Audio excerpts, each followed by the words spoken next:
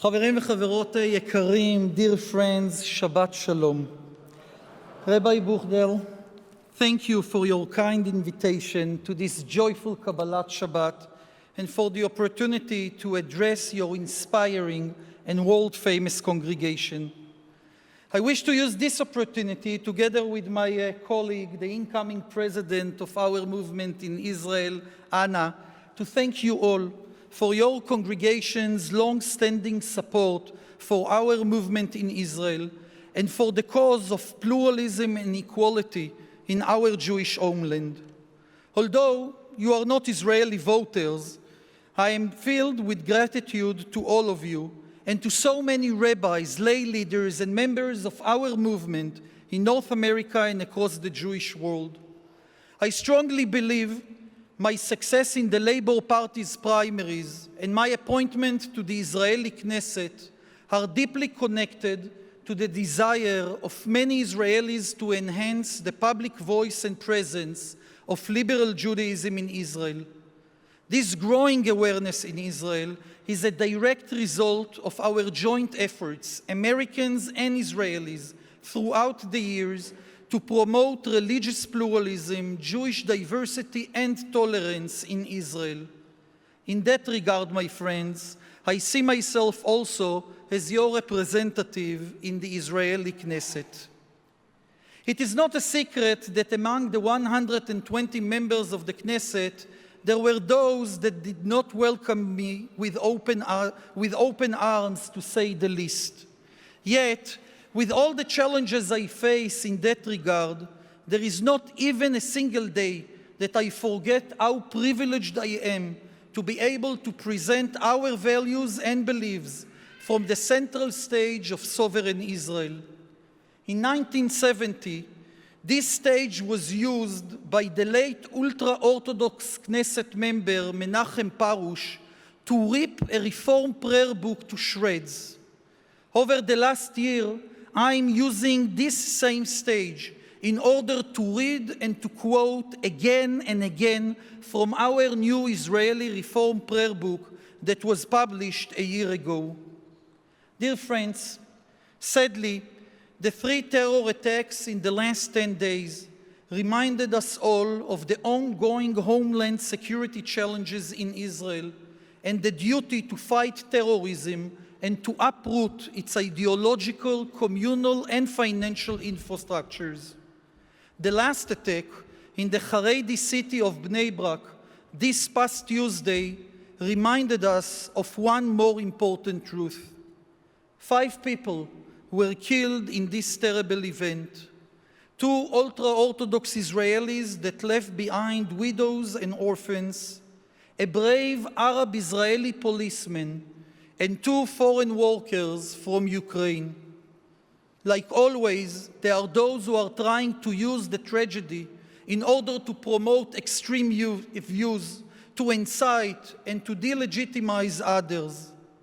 The picture of buses leaving Bnei Brak and bringing ultra-Orthodox Israelis to attend the funeral of the fallen Israeli Arab policeman in Nazareth captures our sacred duty not to allow terror to prevail, not by taking innocent life, and also not by increasing tension, extremism, and hate.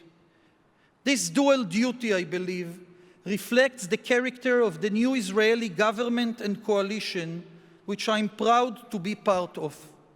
It is not a secret that this government was established as a political necessity and as a direct result of our understanding that Israel just could not allow itself a 5th round of national elections. And yet, with all the political difficulties this government faces, the necessity turned into an important, even historic opportunity. The current government and coalition is by far, as the Rabbi said, the most diverse Israel ever had. A national unity government of not less than 8 different parties, a coalition of right and left, Jews and Arabs, Orthodox parties and secular ones, social democrats and true conservatives. Some suggest that this is a clear recipe for political paralysis. We believe it is exactly the recipe Israel needs after years of growing division and rising internal tension. With all its complexity and with the painful compromises that are required, this government and its coalition address the most urgent need of the Israeli society, strengthening our common ground and our common good. The fact that our coalition includes for the first time in Israeli history an Arab party and the unprecedented investments in the Israeli Arab sector are a leading example how the political reality we were forced to embrace became also to be a force for change and progress. As the first Reform non-Orthodox rabbi in the Israeli parliament, I strongly believe that this attitude, which brings together political realism and optimism, is relevant also to the important field of pluralism and religious equality in Israel. Again, it is not a secret that some of our most important goals and deepest desires will not be achieved through this government. The presence of a strong, modern Orthodox party in the coalition and the leadership role it plays in the government prevents us from changing the unacceptable status quo around issues like marriage and divorce. They also create challenges to our clear demand to implement the original Western Wall Agreement.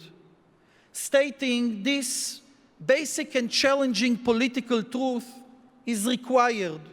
First, in order to be fully accountable and transparent with Israeli voters and with our friends overseas. Second, in order to identify strategically what can be done and what we can accomplish. 9 months after the establishment of the new government, our realistic roadmap for advancing pluralism includes 4 main venues of progress and positive change. The first, and maybe the most important one, is the different melody we hear today in Jerusalem regarding Israel-world-Jewry relations. A few weeks ago, Prime Minister Bennett met the leadership of the North American Reform and Conservative movement led by our dear leader and friend Rabbi Rick Jacobs, together with their Israeli counterpartners. This meeting took place after 6 long years of disengagement and even hostility from the side of the former Israeli government. This meeting is only one example out of many that show this new and necessary discourse. The second venue has to do with concrete and practical achievements we can gain. The establishment of a new branch of government in the Ministry of Diaspora Affairs with the mission of supporting pluralistic Jewish activities in Israel is one of those long-due achievements. The sincere efforts of the same ministry, led by the Labour Party, to establish joint programs with the Union for Reform Judaism and the Hebrew Union College here in North America is another example. The third venue has to do not with the obligation to do good, but rather to the commandment to shun evil. Unlike in previous years, under this government, no new legislation regarding who is a Jew or other religious legislation will be promoted. And last but not least, the current government and coalition in Israel create a unique opportunity for a constructive dialogue between us and growing audiences in the modern Orthodox community. For a few months now, my seat in the Knesset plenary is next to a prominent modern Orthodox legislator from the Prime Minister party. In the long nights we spend together, we do not only share the cell phone charger, but also the similarities and the differences in the way we celebrate Shabbat and Yom Tov, worship and study Torah. Did the two of us already enter the promised land of legitimacy and full acceptance? Probably not. Did we already leave Egypt? The answer is a clear yes. Dear friends, on this Shabbat we celebrate the beginning of the new Hebrew month of Nisan, the month of spring, renewal, and freedom. We also mark on this Shabbat the need to prepare ourselves for Passover. We do it by adding a special Torah portion to our weekly menu. In this reading focuses on God's demands from the people of Israel to prepare themselves for the night of Exodus by planning and then performing the Pesach rites. Through this additional reading, our sages wanted to remind us that nothing really depends on only one player, and that without the efforts of many, no progress can be truly achieved. Throughout the years, we knew well how to assemble our forces in Israel and in diaspora communities in order to block troubling legislation or other negative developments. As long as this government continues to lead the state of Israel, I strongly believe we will not be called to do so again. Yet, we need to remember that our collective strength should not be revealed only in time of crisis, but also in the face of opportunities. In recent years, we saw massive growth of our movement in Israel. In the coming years, we have a real opportunity to expand this growth and to make it even more effective and meaningful. It depends a lot on the current government and coalition and on the work of those Israeli lawmakers that are fully committed to the promotion of religious pluralism.